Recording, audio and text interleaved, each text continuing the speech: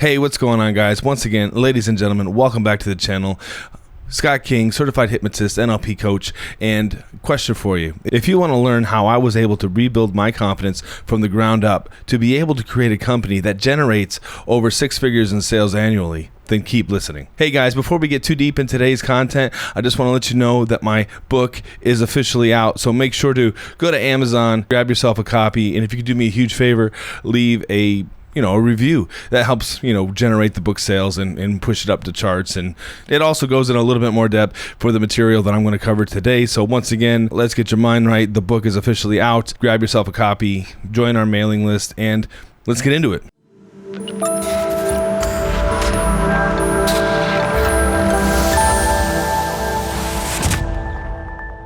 So I tell you what, when I first started on my journey, I was lost and unsure of what I was going to have to do in order to gain my independence from a talent agency that pretty much had all the booking power over me. It was a really hard realization to realize that I had spent a lot of time, energy, and money into helping build a team that I basically didn't have any control over to begin with, and it was so ever harshly thrown into my face.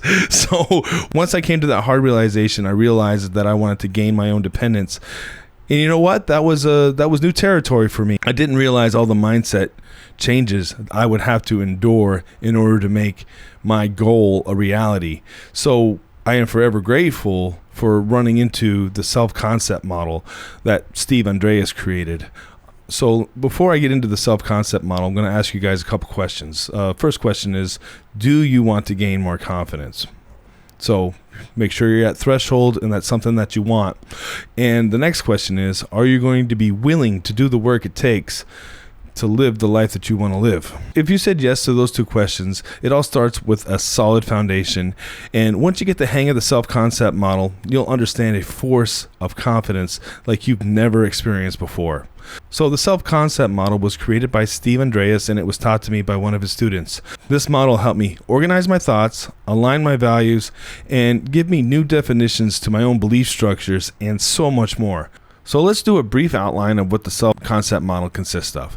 First thing it consists of is your experiences. So throughout your life in your history line, you have all these experiences that you have gathered together and then kind of labeled and organized them. And when you organize those experiences, you assign a value to them or a quality, and then you judge yourself on how well you did in those experiences. And then once we get all of your values together and the experiences that mean the most to you, we can start to put together your self-concept and what's most important to how you function throughout the world. And on top of that, if you're living within your value structure, that only increases your self-esteem. So back to the experiences. We'll start with the beginning. Maybe you had an experience with your parents and they yelled at you or something, and you didn't feel too great about that, and then maybe you gave that a shameful value or category. But we can go back and look at that experience and be like, well, maybe it was just a learning experience because you learned not to put your hand on the stove or something along those lines. And then again, let's do a value that that works with your self-concept. Let's say honor or integrity or something like that. And then let's say that you were asked a very serious question and you told the truth because that was part of your integrity. And if honor or integrity or whatever you want to call the value is aligned with your self-concept, then that will boost your self-esteem. So once again, you want to find what the experiences mean to you, how you've grouped them, and then align them with your self-concept. And then the more that you act within your values, the more you'll be able to build better self-esteem. So basically, working with the self-concept model, it really falls onto your experiences and how you look at your experiences, which is great because we could do some regression and look back at your experiences and then maybe recategorize some of your experiences under a different value. And then once you've learned more about what your past experiences and what they mean to you, and that maybe outside judgment from other people, you may be holding more weight onto your experiences than you need to be, because we can always go back and do a bad experience and then just kind of realize maybe the other person was having a bad day and that we don't need to take that as harshly as we did.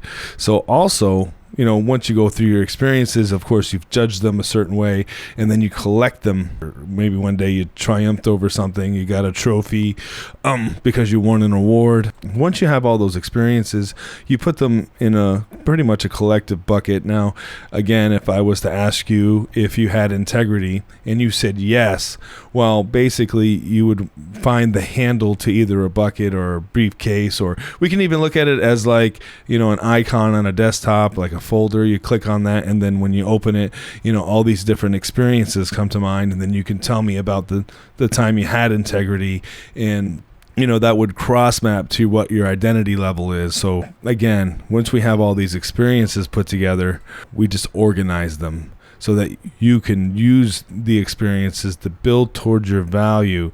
Even if you got an undesirable outcome, we can go back and look at that as a learning experience, because there's no failure. And that's very important to understand about the self-concept model. So once again, like I promised back in the beginning of the video, how I was able to use the self-concept model to create a business that generates over 6 figures in sales annually. So the biggest thing about the self-concept model is that once you analyze your past experiences, understand your values, and then understand that while living in your values only boosts your self-esteem, the outside environment feedback or feed-forward system doesn't really mean a whole lot to how I perceive myself. So if I was to sit in a room by myself and ask myself if I am fearless, I wouldn't need the environment to tell me if I'm fearless or not, because that's my top value.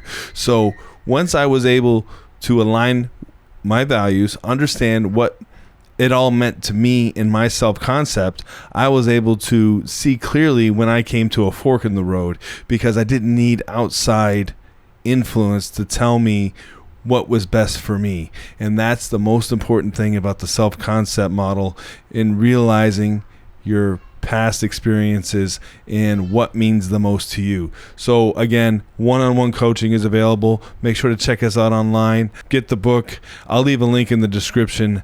You guys are great, and I'll be in touch. Thanks.